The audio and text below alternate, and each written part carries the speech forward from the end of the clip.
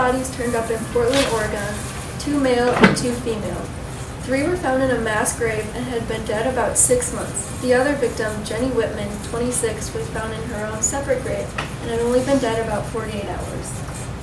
How were they all killed? Well, that's where this case gets funky. They were all killed in different ways. One was killed by being burned alive, the other one was hung, and the other 2 were burned and asphyxiated. Based upon the research we have done in the past, female unsubs usually stick to the same MO, so it is mostly like a male unsub. What do you mean by the research we have done? Well, the definition of research is the scientific observation of the social world. In English, please. I mean the act of getting information about a subject. For our research, we kept our objectivity and did not apply our biases when we were researching.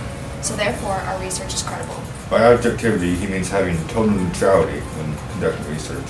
An example of objectivity is looking at a culture that is different from our own and not judging it. By bias, he means leaning towards one side or the other when researching. An example of bias is being judgmental about a society that works different than your own. So for us, that means that when we look at a serial killer, we can have a bias. Okay, so how do I apply those to be able to identify the killer? Well, first you have to use verstehen to put yourself in the shoes of the unsub in order to understand why he is doing what he is doing. So in this case, we have to use verstehen to understand why he is changing his MO, and to help us, we have to use a sociological perspective. What? Social perspective is the understanding of human behavior by placing it within its broader social context. So basically, it's studying humans and how we socially interact with each other and how that shapes our society. The unsub had to do some research of his own as well because all of these victims were new to the city and didn't know anyone yet. We just have to find out how he found that information about them out, and then we found their killer. The unsub obviously doesn't have many values because he is killing them in such personal ways. So in order to use verstehen and put ourselves in his shoes, we must shed our values like he has done? No, you never shed your values when researching because that would be changing your morals and sense of right and wrong. Although you need to shed your bias because you need to stay objective and learn his values, and you can't do that if you're leaning towards one side or another. Let everyone pack your bags, we'll leave in 10 minutes.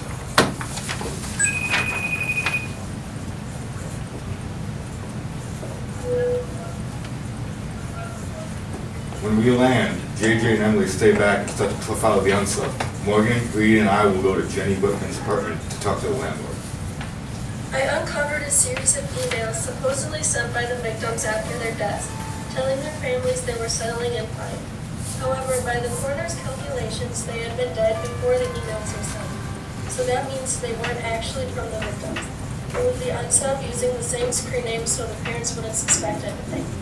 But it was a different domain every time. Only one of the victims was reported missing, and that was victim number 2, Rick Howland. The search was called off because of the emails his parents were receiving.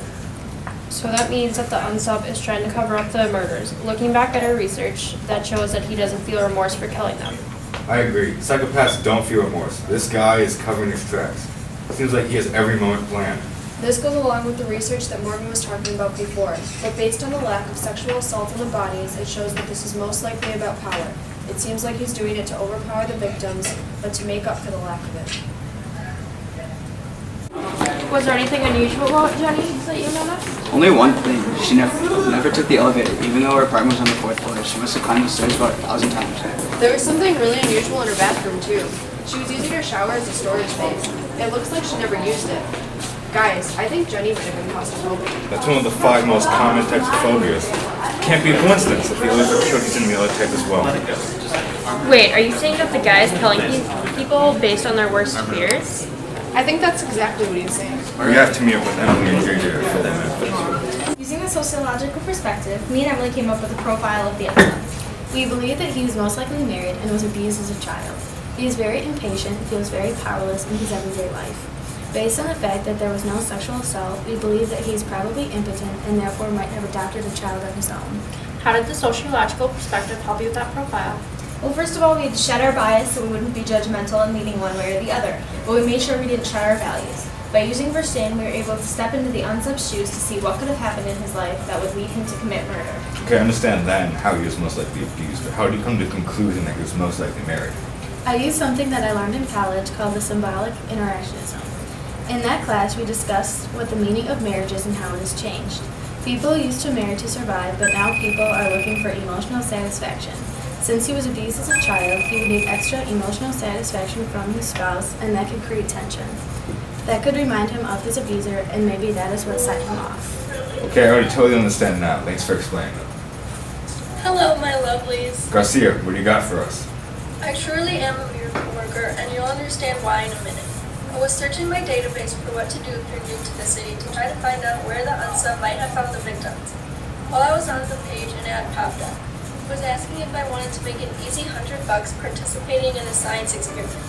Being the mastermind that I am, I clicked on it, and it was asking me all these questions about the 5 common phobias. It was also asking me about my family and how long I've lived in the city. I found the creator of the site and ran him through the database, and he fits your profile to a T.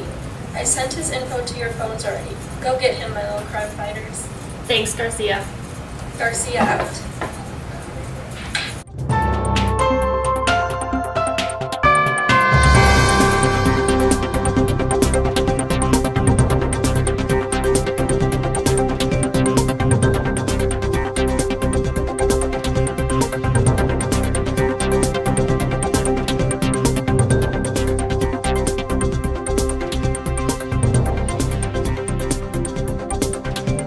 Well, first we have